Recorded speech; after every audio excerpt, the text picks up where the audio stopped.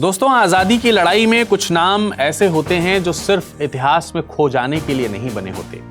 ये वो नाम होते हैं जो आज भी हमारे नसों में उबाल ला देते हैं और मन में उम्मीद जगा देते हैं। दोस्तों, आज़ादी की लड़ाई में जब ज्यादातर लीडर्स बातचीत और प्रस्तावों में उलझे थे, तब एक इंसान था जो सीधा ब्रिटिश सिस्टम से टकराने के मूड में था। उसने कहा था कि फ्रीडम मांगी नहीं जाती, छीनी जाती है। दोस्तों, ये कहानी है उस आदमी की जिसे अंग्रेज पकड़ नहीं पाए, जिसे हालात रोक नहीं पाए और जिसे डर झुका नहीं पाया। एक ऐसा लीडर जिसने अंग्रेजों को चकमा दिया, देश बदले, समुद्र पार किए, हिटलर से मिला और पूरी दुनिया को बता दिया कि मैं हूं बोस, सुभाष चंद्र बोस। लेकिन दोस्तों, आज जब भी बोस का नाम लिया जाता है तो कई सारे सवाल उठते हैं। जैसे, अगर सुभाष चंद्र बोस आजादी के बाद भारत के प्रधानमंत्री बनते तो क्या भारत एक लोकतांत्रिक देश होता, या फिर क्या नेताजी एक डिक्टेटर बन जाते? क्यों नेताजी को मुसोलिनी का सिस्टम पसंद था? क्यों वो हिटलर की कार्यशैली को ध्यान से स्टडी करते थे? क्यों उन्होंने अपनी किताब इंडियन स्ट्रगल में साफ साफ लिखा कि हिंदुस्तान को आजादी के तुरंत बाद डेमोक्रेसी नहीं बल्कि करीब 20 साल तक एक रुथलेस डिक्टेटर चाहिए? तो क्या यही वजह थी कि बोस की सोच महात्मा गांधी से मेल नहीं खाती थी?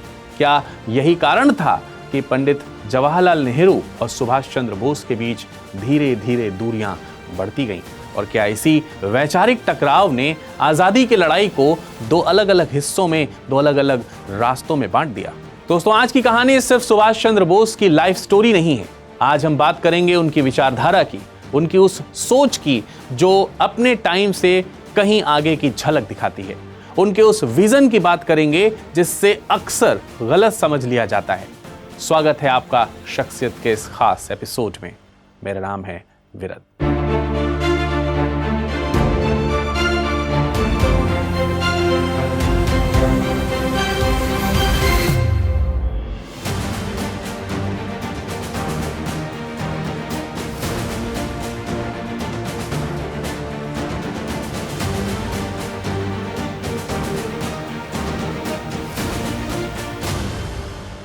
दोस्तों, हम सब सुभाष चंद्र बोस के बचपन और पढ़ाई के किस्से तो सुनते आए हैं, लेकिन आज की कहानी वहां से शुरू होगी जहां इनकी पॉलिटिकल लाइफ सबसे क्रिटिकल फेज में थी, और ये था 1930 का डेकेड। दोस्तों, 1930 का डेकेड सुभाष चंद्र बोस के पॉलिटिकल लाइफ का सबसे क्रिटिकल फेज माना जाता है। यही वो समय था जब वे कांग्रेस के एक पॉपुलर मास लीडर से आगे बढ़कर ब्रिटिश राज के लिए एक सीरियस स्ट्रेटेजिक चैलेंज, एक परेशानी बनते नजर आ रहे थे। याद कीजिए, साल 1930, सिविल डिसोबीडियंस मूवमेंट पूरे देश में फैला हुआ था, और इसी समय तक बोस कलकत्ता के सबसे प्रभावशाली नेशनलिस्ट नेताओं में शामिल हो चुके थे। आप जानते हैं, ब्रिटिश इंटेलिजेंस रिपोर्ट्स में उनका नाम कैसे लिया जाता था? उनका नाम बार बार ऐसे लीडर्स के रूप में आता था जो मासेस को इमोशनली और पॉलिटिकली मोबिलाइज कर सकते थे। ये खूबी बोस को ब्रिटिशर्स के लिए बहुत खतरनाक शख्सियत बना देती है, और इसी वजह से 1930 से 1931 के बीच उन्हें बार बार अरेस्ट किया गया और लॉन्ग पीरियड्स तक जेल में रखा गया ताकि उन्हें पॉलिटिकल मेनस्ट्रीम से आइसोलेट किया जा सके। लेकिन जेल लाइफ ने बोस के हेल्थ पर गहरा असर डाला। इससे ज्यादा इंपॉर्टेंट यह था कि जेल के दौरान उनकी आइडियोलॉजिकल थिंकिंग और ज्यादा रेडिकल होती चली गई। फिर अगले साल यानी 1931 में गांधी इरविन पैक्ट हुआ और कई कांग्रेस लीडर्स को रिलीज कर दिया गया। तब बोस भी बाहर आ गए, लेकिन यहीं से उनका और कांग्रेस हाई कमान का डिफरेंस खुलकर सामने आने लगा। बोस को यह पैक्ट ब्रिटिश गवर्नमेंट के साथ अननेसेसरी कॉम्प्रोमाइज लगता था, लेकिन गांधी इसे स्ट्रगल के मॉरल ग्राउंड पर सही मानते थे। हालांकि यह क्लैश पर्सनल नहीं बल्कि फ्रीडम स्ट्रगल की स्ट्रेटेजी को लेकर था। बाद में 1933 में ब्रिटिश गवर्नमेंट ने एक डिसीजन लिया। बोस की खराब हेल्थ को रीजन बनाकर उन्हें इलाज के लिए यूरोप भेजने की अनुमति दी गई, लेकिन एक्चुअल ऑब्जेक्टिव उन्हें इंडियन पॉलिटिक्स से फिजिकली दूर रखना था। लेकिन बोस ने इसको भी अवसर के रूप में भुना लिया था। दोस्तों, बोस ने ऑस्ट्रिया, इटली और जर्मनी में रहते हुए फैशिज्म, नात्सिज्म और सोशल डेमोक्रेसी जैसे आइडियोलॉजीज का क्लोज ऑब्जर्वेशन किया। लेकिन दोस्तों यहां यह समझना जरूरी है कि बोस को फैशिस्ट आइडियोलॉजी से प्रेम नहीं था, बल्कि ये उन आइडियोलॉजी की ऑर्गेनाइजेशनल डिसिप्लिन और स्टेट लेड इकोनॉमिक प्लानिंग से प्रभावित थे। ऐसा बिल्कुल मत सोचिए कि बोस उन आइडियोलॉजी के अधिनायकवादी या रेसिस्ट एलिमेंट्स से प्रभावित थे, और ऐसा वो भारत में भी करना चाहते थे। इस यूरोपियन फेज में उन्होंने अपनी पुस्तक, और जो कि बहुत फेमस रही, इंडियन स्ट्रगल 1920 टू 1934 ये लिखी। और इस किताब में बोस ने साफ कहा कि कॉन्स्टिट्यूशनल रिफॉर्म और ग्रेजुअल सेल्फ गवर्नमेंट इंडिया को रियल फ्रीडम नहीं दिला सकते। उन्होंने ये भी लिखा कि हिंदुस्तान को आज़ादी के तुरंत बाद डेमोक्रेसी यानी लोकतंत्र नहीं चाहिए, बल्कि 20 साल तक एक रतलत डिक्टेटर चाहिए। इतनी खतरनाक बात निकली कि ब्रिटिश गवर्नमेंट ने इस बुक को इंडिया में बैन कर दिया, और जो इस बात का एविडेंस है कि बोस की थिंकिंग कॉलोनियल स्टेट को कितनी अनकंफर्टेबल लगती थी। अच्छा, एक बात गौर कीजिएगा कि इस पीरियड में बोस की आइडियोलॉजी पहली बार क्लियरली इंटरनेशनल जियोपॉलिटिक्स से जुड़ती हुई दिखाई देती है। कैसे? दरअसल वे मानते थे कि ग्लोबल कॉन्फ्लिक्ट्स का फायदा उठा करके ही ब्रिटिश एम्पायर को कमजोर किया जा सकता है।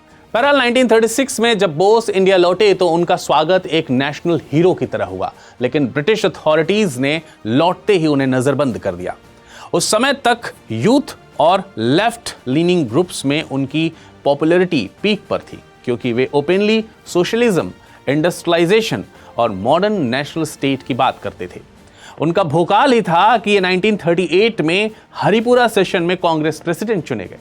कांग्रेस प्रेसिडेंट के रूप में बोस ने नेशनल प्लानिंग कमेटी का गठन किया और इसी के चेयरमैन जवाहरलाल नेहरू बनाए गए।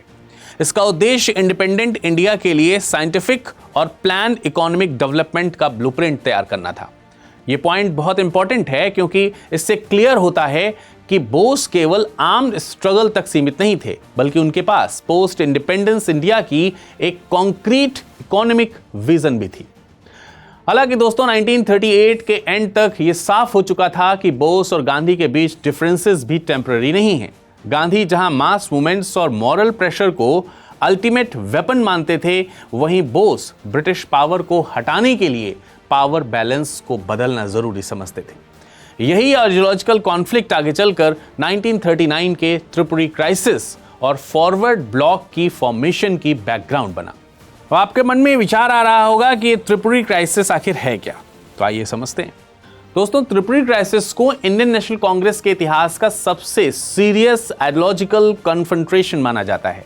यह क्राइसिस किसी एक इलेक्शन या पोस्ट का मुद्दा नहीं था, बल्कि यह सवाल था कि इंडिया की आजादी किस स्ट्रेटेजी से हासिल की जाए, गांधीयन तरीके से या सुभाष चंद्र बोस के तरीके से। देखिए, 1938 में हरिपुरा सेशन के बाद सुभाष चंद्र बोस कांग्रेस प्रेसिडेंट बन चुके थे और उन्होंने साफ संकेत दे दिया था कि वे कांग्रेस को सिर्फ प्रोटेस्ट ऑर्गेनाइजेशन नहीं, बल्कि एक एक्शन ओरिएंटेड नेशनलिस्ट फोर्स बनाना चाहते हैं। उनका मानना था कि यूरोप में वॉर जैसी परिस्थितियां बन रही हैं, और अगर ब्रिटेन किसी बड़े ग्लोबल कॉन्फ्लिक्ट्स में उलझता है तो इंडिया को उसी मोमेंट पर गर्म लोहे पर हथौड़ा मार देना चाहिए। जबकि इसके उलट गांधी और कांग्रेस के दूसरे लीडर्स जैसे पटेल, डॉक्टर राजेंद्र प्रसाद और चक्रवर्ती राजगोपालाचारी ये मानते थे कि कांग्रेस को ब्रिटिश गवर्नमेंट के साथ डायरेक्ट कन्फ्रंटेशन से बचना चाहिए। अब इसी बैकग्राउंड में 1939 में जब कांग्रेस प्रेसिडेंशियल इलेक्शन हुआ, तब ये आइडियोलॉजिकल डिवाइड खुलकर सामने आ गया। इस बार सुभाष चंद्र बोस के सामने खड़े हुए थे गांधी जी द्वारा समर्थित पट्टाभी सीतारमैया। अब बोस ने इलेक्शन तो जीत लिया, लेकिन गांधी जी ने ओपनली कहा कि पट्टाभी की हार को वे अपनी पर्सनल हार मानते हैं, और यहीं से त्रिपुरी क्राइसिस की असली शुरुआत होती है। इलेक्शन के तुरंत बाद कांग्रेस वर्किंग कमेटी के ज्यादातर मेंबर्स ने बोस के साथ कोऑपरेट करने से इनकार कर दिया था।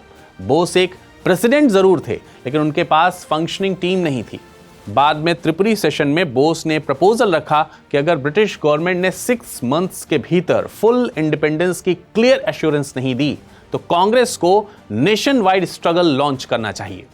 यह प्रपोजल गांधी जी के धड़े को अनएक्सेप्टेबल था, क्योंकि वे इसे प्रीमेच्योर और रिस्की मानते थे। गांधी जी का आर्गुमेंट था कि कांग्रेस मास सपोर्ट को मॉरल बेसिस पर बनाए रखे, ना कि मिलिट्री स्टाइल कॉन्फ्रंटेशन में अपने आप को झोंक दे। वहीं सेशन के दौरान गोविंद वल्लभ पंत रेजोल्यूशन पास किया गया, जिसमें प्रेसिडेंट को वर्किंग कमेटी नॉमिनेट करने से पहले गांधी से अप्रूवल लेने की बात कही गई थी। टेक्निकली ये रेजोल्यूशन ऑर्गेनाइजेशनल डिसिप्लिन के नाम पर था, लेकिन प्रैक्टिकली देखें तो इसमें बोस की अथॉरिटी को सीमित कर दिया गया था। अब बोस के लिए क्लियर सिग्नल था कि कांग्रेस मशीनरी उनके विजन के साथ नहीं है, तो बस जहां मन न लगे वहां से हट जाना अच्छा होता है। इसके बाद बोस ने कांग्रेस प्रेसिडेंट पद से रिजाइन कर दिया, लेकिन यहां यह ध्यान रखिए कि यह रेजिग्नेशन वीकनेसेस का सिंबल नहीं माना जा सकता, क्योंकि यह उनकी आइडियोलॉजिकल क्लियरिटी का प्रमाण था।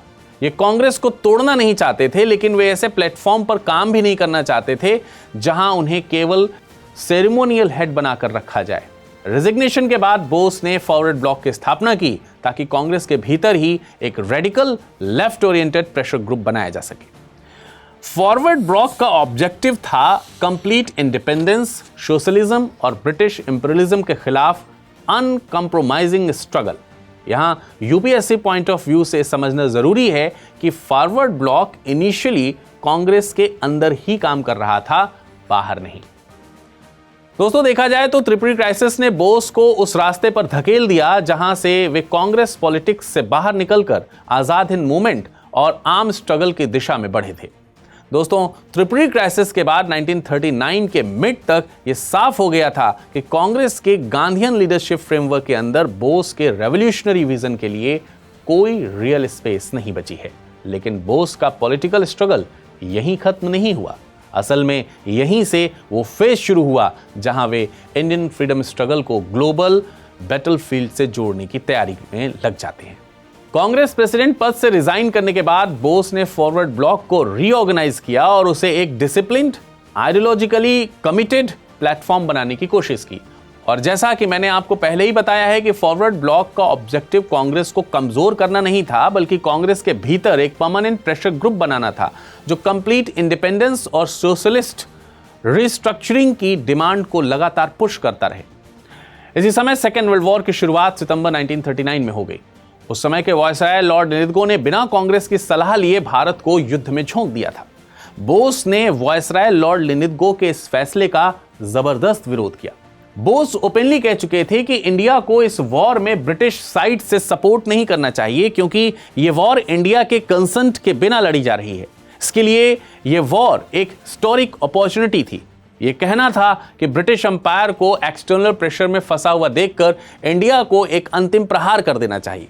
और इसी मकसद से 1940 में बोस ने all India forward block conference के जरिए मास मोबिलाइजेशन की कोशिश की और एंटी ब्रिटिश कैंपेन शुरू कर दिया। इसका कोर आइडिया था ब्रिटिश गवर्नमेंट पर इमीडिएट इंडिपेंडेंस के लिए प्रेशर बनाना, ना कि पोस्ट वॉर प्रोमिसेस पर भरोसा करना। इसी समय कलकत्ता में उन्होंने हॉलवेल मॉन्यूमेंट हटाने की मांग की। हॉलवेल मॉन्यूमेंट अंग्रेजों ने ब्लैक होल ऑफ कलकत्ता की याद में खड़ा किया था। यह प्रदर्शन अंग्रेजी सत्ता पर सीधा हमला था। यह वक्त था जुलाई 1940 का। अंग्रेज सरकार ने सुभाष चंद्र बोस को भारत सुरक्षा कानून के तहत गिरफ्तार कर लिया और उन्हें कलकत्ता जेल में डाल दिया। लेकिन जेल की सलाखों में कैद रहना बोस जैसे ज्वालामुखी के लिए आसान नहीं था। दोस्तों, इस समय तक बोस का कद इतना बड़ा हो चुका था कि अंग्रेज सरकार को डर था कि उनकी गिरफ्तारी कहीं पूरे बंगाल और भारत में जन विद्रोह खड़ा न कर दे। और इधर जेल में बोस ने भूख हड़ताल शुरू कर दी। अंग्रेज सरकार को समझ आ गया था कि अगर बोस को कहीं कुछ हो गया तो जनता का गुस्सा पूरे देश में ज्वालामुखी की तरफ फूट सकता है। मजबूरन 5 दिसंबर सन 1940 को सरकार ने उन्हें जेल से निकालकर उनके ही घर पर नजरबंद कर दिया। उनकी हर गतिविधि पर नजर रखी जाने लगी थी। लेकिन नेताजी ऐसे लीडर नहीं थे जो सिचुएशन के सामने सरेंडर कर दें। अंग्रेजों ने उन्हें हाउस अरेस्ट में रखा था, लेकिन उसी दौरान नेताजी ने एक सॉलिड स्केप प्लान कर लिया था। 18 जनवरी 1941 की रात नेताजी पठान का डिस्गाइज यानी भेष बदलकर घर से निकले। उस वक्त उनकी आइडेंटिटी थी जियाउद्दीन। सिर पर पगड़ी, चेहरे पर फेक दाढ़ी और पूरा अफगानी आउटफिट। डिस्गाइज इतना परफेक्ट था कि ब्रिटिश पुलिस को जरा सा भी डाउट नहीं हुआ। पहले वह कार से गोमा पहुंचे, फिर वहां से फ्रंटियर मेल ट्रेन पकड़ी। हर स्टेशन पर रिस्क था क्योंकि अंग्रेज उन्हें हर जगह सर्च कर रहे थे, लेकिन नेताजी का कॉन्फिडेंस और उनका डिस्गाइज इस हर जगह पर काम करता चला गया। पेशावर पहुंचने के बाद अगला स्टेप था अफगानिस्तान, जहां अंडरग्राउंड रेवोल्यूशनरी भगत राम तलवार ने उन्हें फुल सपोर्ट किया। सीक्रेट रूट से होते हुए नेताजी काबुल पहुंच गए। काबुल में नेताजी के लिए एक फेक इटालियन पासपोर्ट अरेंज किया गया और इस पासपोर्ट में उनका नाम था ऑर्लैंडो माजोटा। इसी नई आइडेंटिटी के साथ नेताजी सोवियत यूनियन पहुंचे। मॉस्को में उन्होंने सोवियत लीडरशिप से ब्रिटेन के अगेंस्ट सपोर्ट मांगा। नेताजी को उम्मीद थी कि कम्युनिस्ट रूस उनकी फ्रीडम फाइट में साथ देगा, लेकिन उस टाइम रूस और जर्मनी के बीच मोलोटोव रिबेनट्रॉप पैक्ट चल रहा था, इसलिए सोवियत यूनियन ओपनली मदद नहीं कर पाया। अब नेताजी के पास लिमिटेड ऑप्शंस थे। मजबूरी में उन्हें जर्मनी जाना पड़ा और हिटलर से हेल्प मांगनी पड़ी। 28 मार्च 1941 को नेताजी बर्लिन पहुंच गए। वहां जर्मनी के फॉरेन मिनिस्टर योआखिम फॉन रिबेनट्रॉप ने उनका वेलकम किया और यहीं से बोस को नेताजी कहा जाने लगा। जैसे मुसोलिनी को इल्ड्यूस और हिटलर को डेर फ्यूहरर कहा जाता था, वैसे ही बोस को जर्मनी में नेताजी यानी डेर फ्यूहरर का टाइटल मिला, मतलब एक क्लियर लीडर। हालांकि हिटलर से नेताजी को वैसी डायरेक्ट हेल्प नहीं मिल सकी जैसी उन्होंने एक्सपेक्ट की थी, लेकिन नेताजी जर्मनी सिर्फ नेगोशिएशन के लिए नहीं गए थे। बर्लिन में उन्होंने आजाद हिंद रेडियो स्टार्ट किया और ब्रिटिश राज के अगेंस्ट स्ट्रॉन्ग प्रोपेगेंडा शुरू किया। यहीं उन्होंने इंडियन वॉर प्रिजनर्स से कांटेक्ट किया और उन्हें समझाया कि यही राइट टाइम है जब वे ब्रिटिश एम्पायर की वफादारी छोड़कर इंडिया की फ्रीडम के लिए खड़े हों। इसी बीच नेताजी ने रोम और पेरिस में फ्री इंडिया सेंटर्स भी सेटअप किए ताकि यूरोप में रह रहे इंडियंस इस मूवमेंट से जुड़ सकें। एक तरफ नेताजी यूरोप में अवेयरनेस क्रिएट कर रहे थे, वहीं दूसरी तरफ एशिया में सिचुएशन तेजी से बदल रही थी।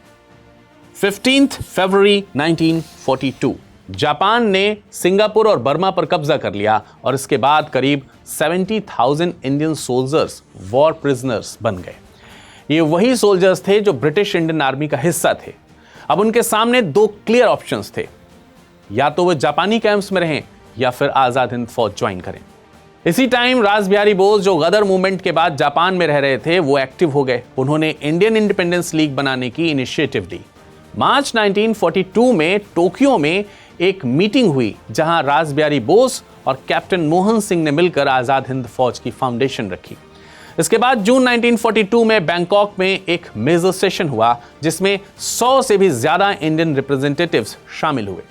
यहां यह डिसाइड हुआ कि इस मूवमेंट को अब नेताजी जैसे स्ट्रांग और करिश्मेटिक लीडर्स की जरूरत है और उन्हें ईस्ट एशिया बुलाया जाए।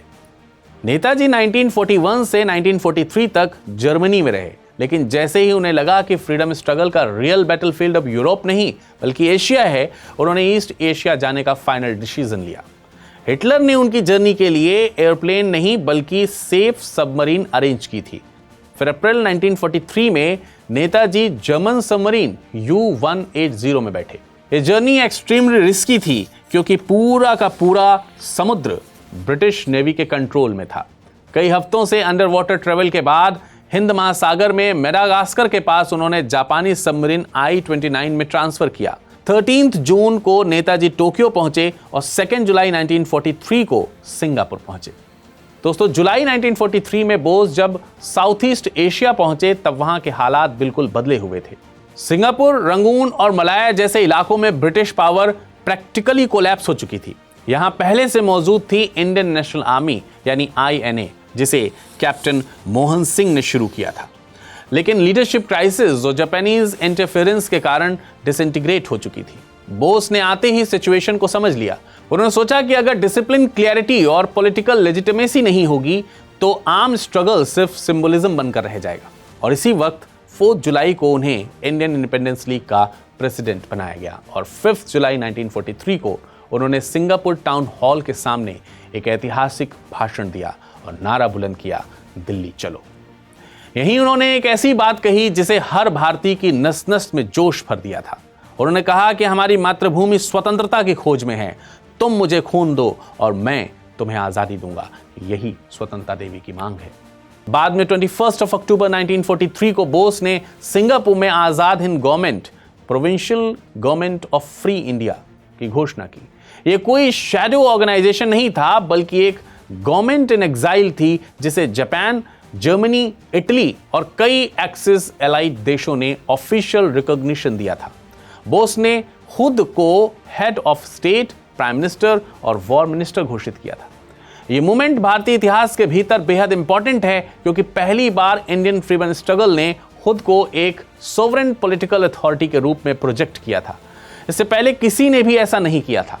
बहरहाल आजाद हिंद गवर्नमेंट की लेजिटिमेसी सिर्फ स्पीचेस से नहीं बनी, बल्कि जापान ने अंडमान और निकोबार आइलैंड को बोस की सरकार को सौंप दिया था, जिन्हें बोस ने शहीद और स्वराज नाम दिया। सिंबॉलिकली ये बहुत पावरफुल था क्योंकि ब्रिटिश इंडिया के टेरिटरी का एक हिस्सा फॉर्मली इंडियन नेशनलिस्ट कंट्रोल में आ चुका था। बोस जानते थे कि सिंबोलिज्म भी युद्ध का एक हथियार होता है।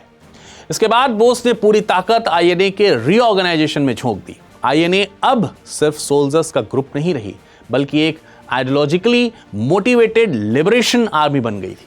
बोस ने सोल्जर से साफ कहा कि ये कोई मर्सिनरी फोर्स नहीं है, ये एक नेशनल आर्मी है। आईएनए में एक ऐतिहासिक प्रयोग भी हुआ। दोस्तों, इसमें रानी झांसी रेजिमेंट भी बनाई गई, जो पूरी तरह से विमेन सोल्जर्स की कॉम्बैट यूनिट थी, जिसकी कमान कैप्टन लक्ष्मी स्वामीनाथन के पास थी।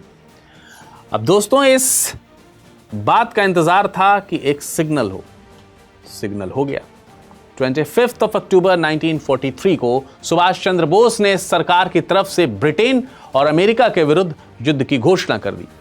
इसके बाद 6 नवंबर 1943 को जापान ने अपने कब्जे वाले 2 भारतीय द्वीप अंडमान और निकोबार अस्थायी सरकार को सौंप दिए। 31 दिसंबर 1943 को आजाद हिंद फौज का इन पर कब्जा हो गया और इन्हीं का नाम बदल करके रखा गया था शहीद द्वीप और स्वराज द्वीप। लेकिन क्या आजाद हिंद फौज इतने में ही रुकने वाली थी?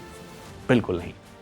इसके बाद आजाद हिंद फौज जनवरी 1944 में रंगून में मोर्चा संभालती है और अराकान मोर्चा पर ब्रिटिश सेना को चुनौती देती है।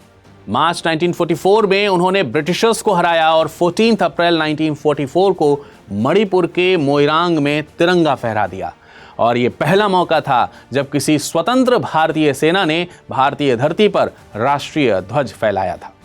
फिर दोस्तों, 1944 की शुरुआत में आईएनए और जापानीज फोर्सेस ने मिलकर बर्मा फ्रंट से इंडिया की ओर बढ़ना शुरू किया। हालांकि कोहिमा और इम्फॉल कैंपेन्स मिलिट्री टर्म में डिसिसिव विक्ट्री नहीं बन पाए। आजाद हिंद फौज की सबसे बड़ी समस्या थी संसाधनों की कमी। इसके पास हथियार, रसद और आधुनिक तकनीकी का घोर अभाव था। जापानी सेना से उम्मीद थी कि वो पूरी मदद करेंगे, लेकिन जापान खुद सेकेंड वर्ल्ड वॉर में हार की कगार पर था। कैसे मदद करता? लेकिन फौज ने कभी हिम्मत नहीं हारी। आगे की लड़ाई के पहले 6 जुलाई 1944 को नेताजी ने रंगून रेडियो से महात्मा गांधी को संदेश भेजा और उन्हें राष्ट्रपिता कहकर आशीर्वाद मांगा।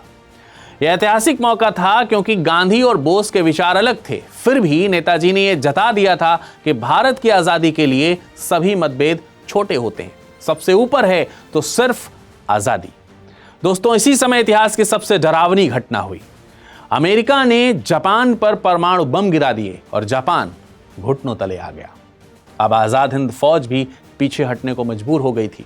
दोस्तों, इसके बाद अगस्त 1945 में बोस साउथ ईस्ट एशिया से निकलकर मंचूरिया की ओर गए, जहां से वे सोवियत यूनियन के जरिए आगे की स्ट्रेटेजी बनाना चाहते थे।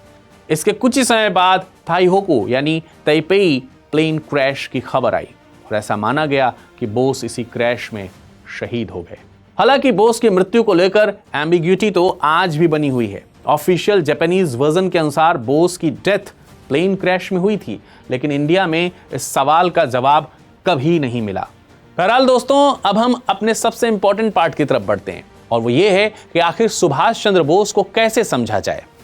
दोस्तों, सुभाष चंद्र बोस को समझने की सबसे बड़ी गलती यही रही है कि उन्हें किसी एक खांचे में फिट करने की कोशिश की जाती है। इतिहास में उन्हें या तो गांधी के विरोधी के रूप में, या फिर नेहरू के प्रतिद्वंदी के रूप में, या फिर संभावित डिक्टेटर के तौर पर देखा गया। असल में बोस इनमें में से कोई भी नहीं थे। वे उस जनरेशन के नेता थे जो ये मानते थे कि आजादी का रास्ता समय, परिस्थितियों और शक्ति संतुलन के हिसाब से बदलता है। बोस गांधी विवाद को अगर ईमानदारी से देखा जाए तो यह नैतिक बनाम अनैतिक का संघर्ष था ही नहीं, बल्कि मैथोडोलॉजी का टकराव था। गांधी का विश्वास था कि मास मोबिलाइजेशन, मॉरल प्रेशर और अहिंसा अंततः ब्रिटिश कंसेंसस को झुका देगी। बोस इस सोच को आदर्शवादी मानते थे, लेकिन अपर्याप्त। उनके अनुसार ब्रिटिश एम्पायर कोई नैतिक संस्था नहीं थी, बल्कि एक पावर स्ट्रक्चर थी जिसे पावर बैलेंस बदलकर ही हटाया जा सकता था। यही वजह थी कि बोस गांधी का सम्मान करते थे, लेकिन उनकी रणनीति को अंतिम समाधान नहीं मानते थे। यह विरोध नहीं, असहमति के साथ सम्मान का एक रिश्ता था। नेहरू बोस संबंध इससे भी ज्यादा जटिल था। दोनों समाजवाद, आधुनिकता और इंडस्ट्रियल इंडिया के पक्षधर थे। नेशनल प्लानिंग कमेटी इसका सबसे बड़ा प्रमाण है। फर्क सिर्फ इतना था कि नेहरू इंटरनेशनल डेमोक्रेसी और ग्रेजुअल ट्रांजिशन में भरोसा रखते थे, जबकि Bose crisis driven decisive action में। नेहरू कॉन्स्टिट्यूशनल पाथ से आजादी को सिक्योर करना चाहते थे, वहीं बोस जियोपॉलिटिकल केओस को अपॉर्चुनिटी की तरह देखते थे। ये राइवलरी नहीं, बल्कि दो मॉडर्निस्ट्स के बीच टाइमिंग और टैक्टिक्स का फर्क था। अब सबसे जरूरी सवाल कि क्या वाकई सुभाष चंद्र बोस डिक्टेटर बनना चाहते थे? तो इसका सबसे सीधा और ईमानदारी भरा जवाब है नहीं। लेकिन वे डिसऑर्डर नहीं चाहते थे। अपनी किताब इंडियन स्ट्रगल में उन्होंने लिखा था कि हिंदुस्तान को आजादी के तुरंत बाद डेमोक्रेसी नहीं, बल्कि 20 साल तक एक रूथलेस डिक्टेटर चाहिए। बोस का मानना था कि आजादी के तुरंत बाद भारत को एक स्ट्रॉन्ग सेंट्रल अथॉरिटी की जरूरत होगी, जबकि कम्युनल वायलेंस, इकोनॉमिक कोलैप्स और एडमिनिस्ट्रेटिव वैक्यूम से जिसके कारण निपटा जा सकता है। उन्होंने कई बार कहा कि ये एक टेम्पररी अथॉरिटेरियन फेज हो सकता है, ठीक वैसे ही जैसे तुर्की में कमाल अतातुर्क के समय हुआ था। लेकिन इसका मतलब परमानेंट डिक्टेटरशिप नहीं था। यहां फर्क समझना जरूरी है। बोस फैशिज्म से प्रभावित नहीं थे, बल्कि उसकी इफिशिएंसी से प्रभावित थे। उन्होंने कभी रेसिकल सुपीरियरिटी, वन पार्टी टोटलिटेरिज्म या फिर सिविल लिबर्टीज के परमानेंट सप्रेशन की बात नहीं की थी। आजाद हिंद गवर्नमेंट का स्ट्रक्चर, सिविल एडमिनिस्ट्रेशन और महिलाओं की पार्टिसिपेशन, ये सब दिखाते हैं कि बोस का विजन मिलिटरिस्टिक नहीं, बल्कि नेशनल बिल्डिंग ओरिएंटेड था। अब खुद सोचिए कि अगर बोस डिक्टेटर बनना चाहते थे तो वे कांग्रेस को छोड़ने के बाद मास सपोर्ट के बावजूद खुद को सुप्रीम लीडर घोषित कर सकते थे। लेकिन उन्होंने हमेशा लेजिटिमेसी, रिप्रेजेंटेशन और इंस्टीट्यूशनल स्ट्रक्चर पर जोर दिया। यहां तक कि आईएनए में भी उन्होंने पॉलिटिकल एजुकेशन और नागरिक सरकार की बात की, न सिर्फ मिलिट्री कमांड की। असल में सुभाष चंद्र बोस उस सच्चाई का प्रतिनिधित्व करते हैं जिसे इतिहास अक्सर सिंप्लीफाई कर देता है कि आज़ादी की लड़ाई एक ही रास्ते से नहीं लड़ी जाती। गांधी ने आत्मा को जगाया, नेहरू ने भविष्य का ब्लूप्रिंट बनाया और बोस ने एम्पायर को डराया। इन तीनों के बिना भारत की आज़ादी की कहानी अधूरी है और शायद यही सुभाष चंद्र बोस की सबसे बड़ी विरासत है। वे ना तो गांधी का विकल्प थे, न नेहरू का विरोध थे। वे उस अनकही संभावना का नाम थे जिसने ब्रिटिश साम्राज्य को एक एहसास करा दिया था कि अब भारत को बांध कर रखना मुमकिन नहीं है। और यही वजह है कि बोस को किसी एक लेवल में बांधना इतिहास के साथ अन्याय करना होगा। वे डिक्टेटर नहीं थे, वे डेस्परेट नहीं होते थे, वे बस उस आज़ादी के लिए तैयार थे जिसे पाने के लिए पूरा जोखिम उठाना पड़ता था। बोस की कहानी सिर्फ एक स्वतंत्रता आंदोलन की कहानी नहीं है, ये उस आदमी की कहानी है जिसने बिना टेरिटरी, बिना रिसोर्सेज, लेकिन शीर विल पावर से ब्रिटिश एम्पायर की मॉरल और मिलिट्री अथॉरिटी को हिला कर रख दिया था। सुभाष चंद्र बोस भारत को आज़ादी अकेले नहीं दिला पाए, लेकिन उन्होंने ये तय कर दिया कि अब आज़ादी को रोका नहीं जा सकता। तो दोस्तों, मिलते हैं अगले एपिसोड में। तब तक अपना ख्याल रखिएगा। नमस्कार। अगर आप देश सेवा आईएएस आईपीएस बनकर करना चाहते हैं तो ये वक्त है उठ खड़े होने का, खुद को साबित करने का और अपनी यूपीएससी सीएससी की तैयारी को एक नए मुकाम पर पहुंचाने का। क्योंकि अब स्टडी आईक्यू आईएएस हिंदी लेकर आया है यूपीएससी आईएएस की संपूर्ण तैयारी के लिए P2I यानी प्रीलिम्स टू इंटरव्यू बैच, जो आपके लिए साबित होगा प्रीलिम्स से लेकर इंटरव्यू तक का वन स्टॉप सोल्यूशन। मगर ध्यान से सुनिए, ये सिर्फ एक कोर्स नहीं है, यह है एक गेम चेंजर। क्योंकि इस प्रोग्राम को तैयार किया गया है हर स्तर के उम्मीदवारों के लिए, चाहे आप शुरुआत कर रहे हो या एडवांस लेवल पर हो। फाउंडेशन से लेकर आंसर राइटिंग और इंटरव्यू तक हर मोड़ पर आपको मिलेगा कंप्लीट कवरेज। स्टडी आईक्यू का ये लाइव फाउंडेशन कोर्स आपको देता है 1000 से अधिक घंटे की लाइव और रिकॉर्डेड क्लासेस, वो भी अपने भरोसेमंद एजुकेटर्स के साथ। GS foundation, CSAT, current affairs, answer writing, ये सब कुछ एक ही प्लेटफॉर्म पर और सबसे खास बात 1-to-1 पर्सनलाइज्ड मेंटरशिप, मतलब हर कैंडिडेट को मिलेगा अपना खुद का मेंटर जो आपको प्लानिंग से लेकर एग्जीक्यूशन तक हर मोड़ पर आपकी मदद करेगा। इन सब के अलावा तैयारी को परखने के लिए मिलेगा प्रीलिम्स और मेंस दोनों का full fledged test series, 75+ prelims test और 12 मेंस टेस्ट सीरीज, वो भी टाइम बाउंड इवैल्यूएशन के साथ। इस कोर्स में फाइनल स्टेज यानी इंटरव्यू की तैयारी है full on. Interview guidance programme यानी IGP, जिसमें शामिल है डेफ डिस्कशन, मॉक इंटरव्यूज और ब्यूरोक्रेट्स व सब्जेक्ट एक्सपर्ट्स से सीधा इंटरेक्शन। अब अगर आप अभी ज्वाइन करते हैं तो चेकआउट पर इस्तेमाल कीजिए कूपन कोड विरद लाइव और पाइए कुछ खास डिस्काउंट। तो इंतजार किस बात का, अभी लॉग इन कीजिए www.studiiq.com पर या डाउनलोड करें स्टडी IQ ऐप।